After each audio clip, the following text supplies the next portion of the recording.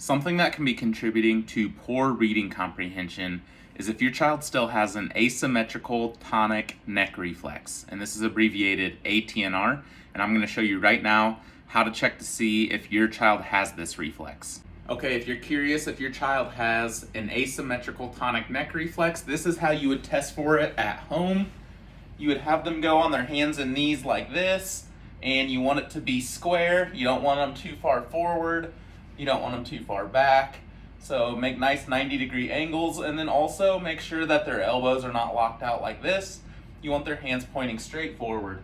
And then what you're going to do is you're going to turn their head one way, gently, and you're going to see if this opposite elbow bends out like this. And then you can turn it the other way, and you're going to see if the other opposite elbow drops out. And the more times you turn it back and forth, the more their elbow bend is going to be. Okay, so if you turned their head both ways and either one or both of their elbows were bending, that's a positive indicator that they still have this asymmetrical tonic neck reflex, or ATNR. If your child still had an ATNR, the reason that can affect reading comprehension is when we have an ATNR, it affects our ability to cross midline. So this is a reflex that we're all born with, but it should go away by about the first year of life if all neurodevelopment is taking place like it should. But if we still retain this ATNR, which is pretty common in kids, it affects our ability to cross midline. So if you're not familiar with crossing midline, the way that I think of it is our left and our right side of our brain have trouble communicating with each other. So the reason that affects reading comprehension is when we're scanning our eyes across a page, reading a line of text, whenever we cross this midline, our eyes have a slight hesitancy or a slight skip whenever we cross midline, which makes keeping your place reading very difficult.